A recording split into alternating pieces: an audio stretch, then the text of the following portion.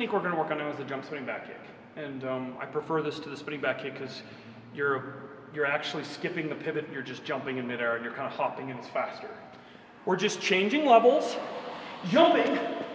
It's really like not a big jump, it's just a hop. And as we hop, jumping straight up, the technique is thrown straight back. I kick back facing. Okay. And you're just hopping enough to where your back is facing your opponent and you're looking over your shoulder and then it goes straight back. Now you're hitting with the heel. Okay? You want to actually curl your toes back and hit with the heel. The main application of the jump spinning back kick. So people will run in and do this or step in and do this, but really this is a counter. So if he punches or does anything, okay, right in the ribs. Okay, again, I'm looking back. I like catching in elbows and knees and different blocks. Okay? Good.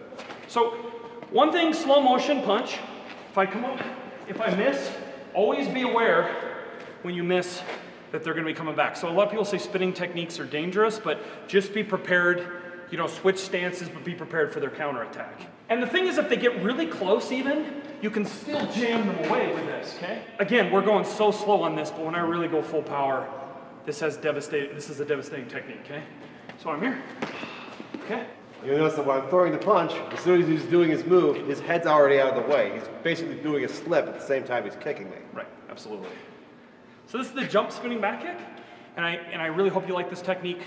It's very fast and powerful, and you're skipping that pivot, which is just increasing your kick speed. Surprise attack! No? Sorry. No, not that time. Was I supposed to do a jump spinning back kick there? Yes.